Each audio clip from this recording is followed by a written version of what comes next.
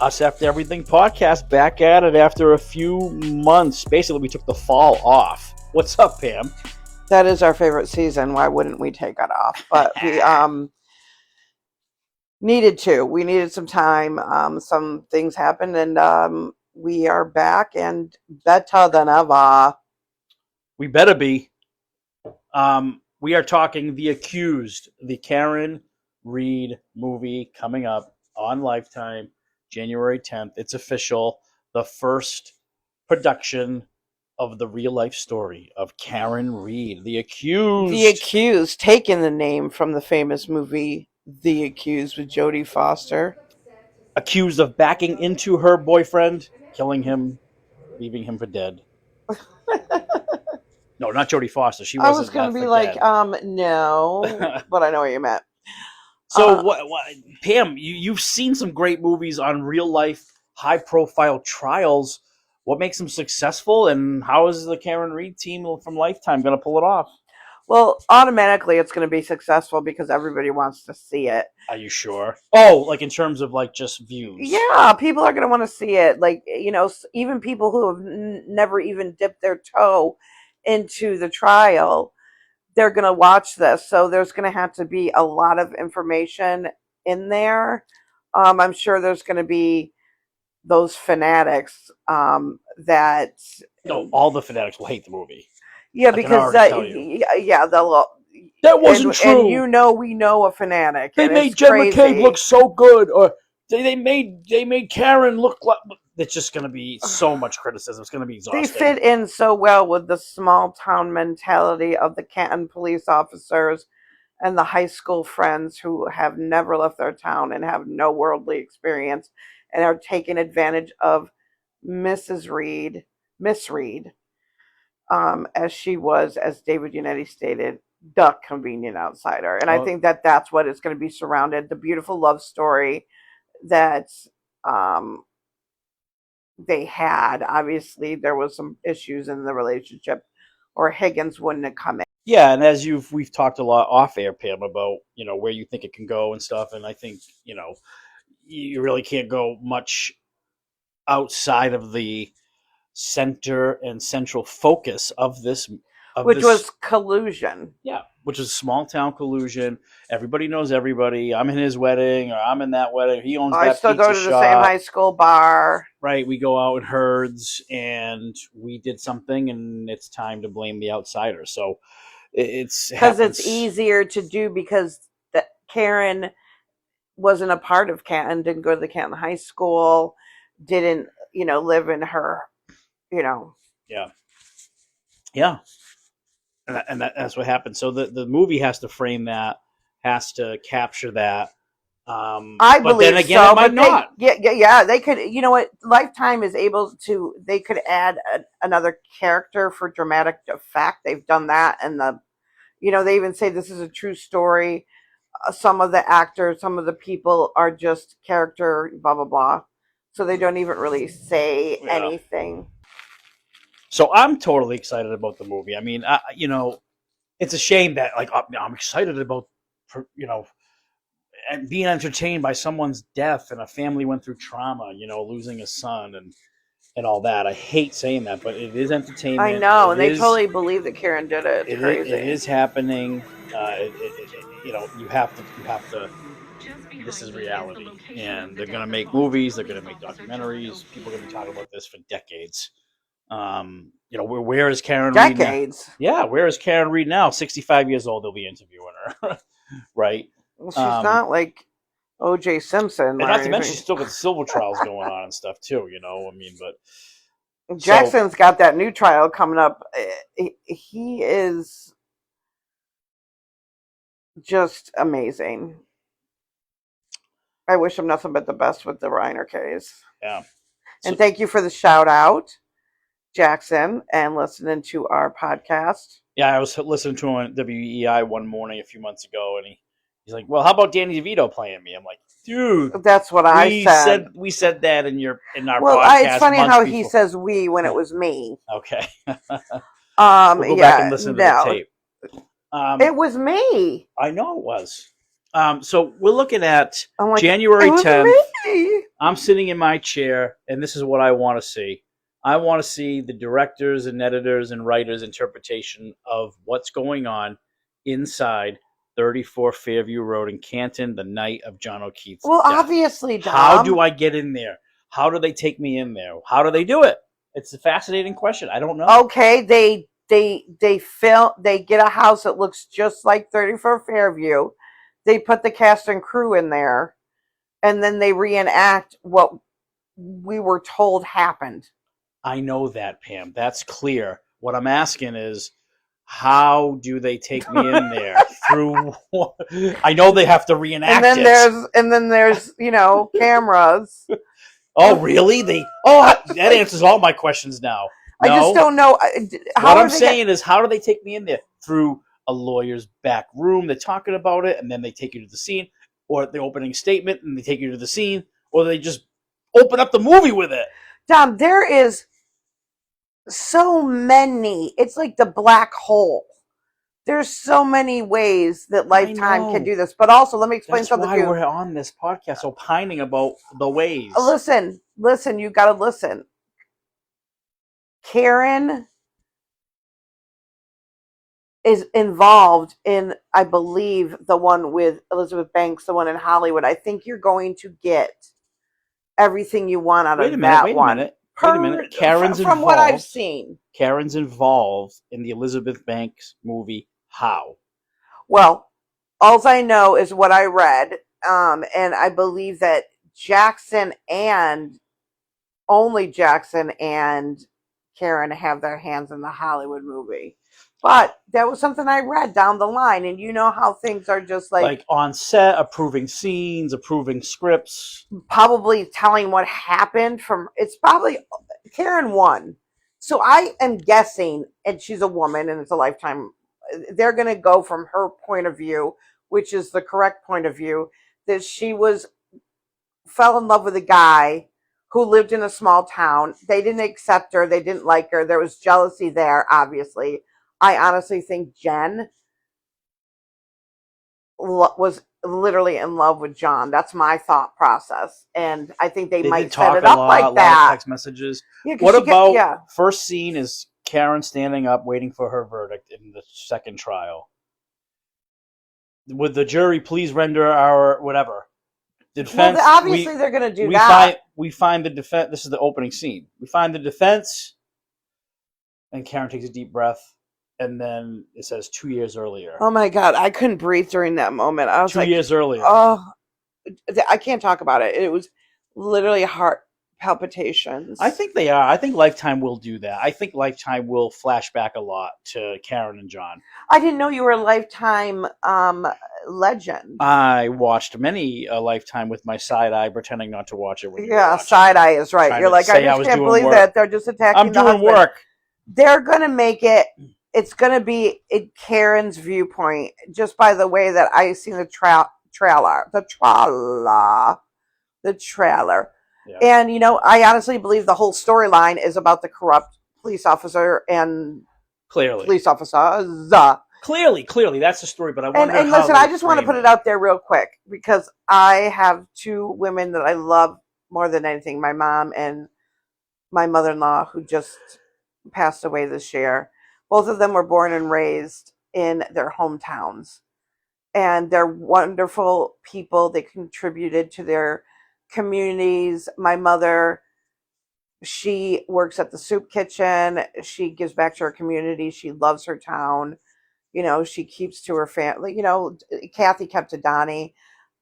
They didn't get involved in things. And I think that when you get into a community and you have a herd mentality and you don't know life outside of that town, like all those cops felt they had to cover up.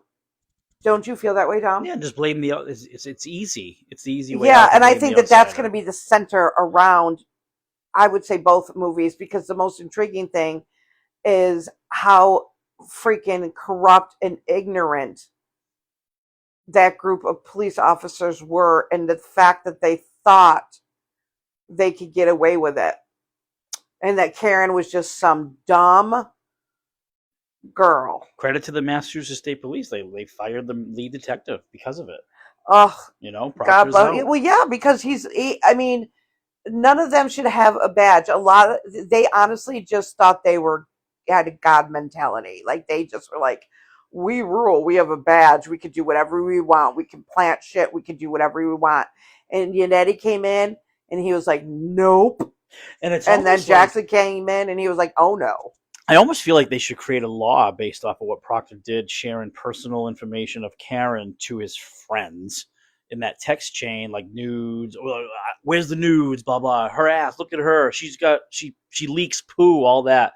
Disgusting. And she has a Disgusting. disease, ulcer of colitis, and finish. autoimmune, and it's a horrible thing to have, and it's just classless. There should be a law. I know, like all the police detective work, should be public record, like when it's entered in and there's a court case, and the public should have a right to see that stuff. But the behind the scenes, seizing someone's phone and then sharing that with your friends ahead of the trial, there should be some legalities there. That should be completely. I just thought, you know what, and this comes down to my best. This comes down to people. Like this group of people are of a certain age, and they are acting younger than my son. Oh, forget age. I mean, you can't be as mature as us. We're the maturest. Over the years. I mean, we're really mature. I've seen super mature young. All folks. we do is laugh. Old, young. We laugh at everything. People. We laugh at Dexter. We have that on the screen right now, and we will be coming forward. Yeah. In the summer. Mm-hmm. End of it. Fall. I think it's more fall. Yeah, October. Dexter's coming, and Resurrection Part 2, and Season 2. that means me and Dom are going to be on fire because you know how we feel about that. We're also going to do some future like documentaries and other true crime, just like giving our opinions, like anybody gives a crap. And then maybe we'll do a podcast on your Paris obsession and how we're going to go. Yes. He knows I'm obsessed with Paris. He bought me the most amazing gift. I'm going to say it real quick because I'm sure people are like, we don't care. Don't sell yourself short. Stop it. Okay, I always sell myself short because I was Karen Reed at one point, and I was literally treated like that, and then you sell yourself short afterwards. Do you know this podcast is going to guaranteed get 2 views? Dom and Pam. No, I have family and friends. So what? What did I get you? I have family and friends. You got me. Okay, so he gave me 4 shirt boxes. They were so adorable too, by the way. And I opened the first one, and it was the Statue of Liberty. And of course, I was like, a little picture. He's already taken me this year to Paris, and I was like, oh my god! Like that's not it. It's the French gift to America. And then the next thing, I saw the love sign in New York City. I'm like, we go to New York City a lot. He wouldn't do this at Christmas. It's just weird. So then I went to the next box. Let's see if she gets it right. Let's see if she gets it right. Oh God, I know. I keep saying music. Rockefeller Radio Music City Hall. Radio City Music Hall, I think. All right, I have ADD. But anyways, so when I opened that, I was like, "Oh, we're gonna go see a show. Because he knows I love dancing. Oh, is this gonna be like? This gonna be so cool. I don't care who dances. I just like to watch. I just love dancing." Well, this point, and so then I saw Alex, Earl, and Val, who were my favorites, one of my favorites, on the show. And Dom and I actually saw, and it was their picture, Val and Alex Earl, and I'm so excited. We went to one years back when Rumor Willis won. That was amazing. I am so excited because I get to see Topanga from Boy Meets World, I think it is. Yeah, Boy Meets World. When Boy Meets World, something like that. But anyways, Topanga, her hair is amazing. And I just always wanted it. So she's going to be in it. And Dom's favorite guy is going to be there. Andy Richter.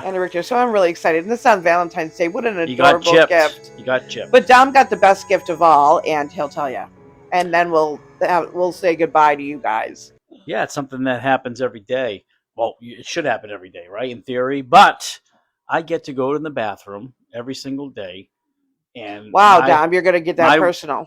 My wife got me a picture of Tom Brady right on the toilet. I love him. No, I'm just kidding. Oh my God. Like you would love that. Like I could just decorate. It is related to that though. She got me the most amazing Patriots themed toothbrush, and I just can't get. I also can't get got you over it. other things. I got you a Patriots Who cares? t-shirt. I know. That's all that matters. And such cute American. You know what? Honestly, Dom, the flannel I got you from American Eagle, I love. I think I'm going to get you it in another color because it's really flattering. I'm gonna wear it to the party on New Year's Eve. It's my go-to. Right? Oh, okay. What? Well, didn't you wear that to Bryce to lunch the other day? Yeah, that has nothing to do with the party. That was yeah, but you've already week. you've already had your picture taken in it. Oh, there was this time, and I don't know if my friend, my bestie Emma, she'll kill me. We were like, no, we can't wear that. We were already photographed. All right. On that note, man, we just gotta. I love you, Emma Bemma. We gotta close things out. And Matt's laughing. Matt's laughing like you just sold out Emma. In podcast my studio son. Fan Matthew. He's crazy. You you think my son thinks we're funny. So I do want to end and on one more note. And he knows I just sold Emma out. Here's one more note to end. We think what? Your opening scene, my opening scene. Here's my opening scene for the movie. It is this. We are inside of 34 Fairview Road in Canton. They're laughing, they're drinking, they're taking shots, they're toasting. There's a knock at the door. And they all look at the door, and it zooms in on the door. Knock, knock, knock, knock, knock. And then it says 2 years earlier right after that. Okay, I just see... What's your opening scene? I see the whole scene where Karen's screaming for John, and they see him, which, again, I was at 34 Fairview. My niece was I can't believe you just got out of the car. What kind of car were you there in? A Ford Edge. And that's what kind of car I have. My husband bought that for me, 2 years ago? And what he kind came of home vehicle and said surprise. I was like, I'm sorry, what? Did you notice the make and model, Lucky, of the vehicle that That's you drove David by? United's voice, by the way. Yes. And what was it? A Ford Edge. So, well, now, Dom, you got me all off track. What's the opening scene? Okay. Picture this. Sicily. No, I'm just kidding. I think it's going to be Karen literally trying to look for John. When I was on 34 Fairview and being a nighttime skier like I was, and being a New England girl, and standing where that flagpole was, there's no damn way no one saw John. So I think it's going to open to kind of like that situation, Karen trying, and then they flash back. Or they just open it to Karen and John, and they're in a kitchen talking together. What about going out that night? What about the opening scene of Lucky in his plow truck, listening to Lucky's my badass. You know what? It takes somebody like Lucky to be a good human and tell the truth. He doesn't care about the corruption or who is going to think what about him in Canton. And he was plugged into the town too, but he still didn't care. Lucky is a man of God. He's a good man. What if they show Lucky like he's listening to a replay of WEI Rhett's talk or something, and he's just the plow and it's snowing, and he like sees something on the lawn. Oh, that would be a good way to open it. I know, John. We should be filmmakers. This is really serious. Yeah. On that note, you guys, us after everything, and stay tuned. We got lots more to come in the future. Happy New Year from Dom and Pam.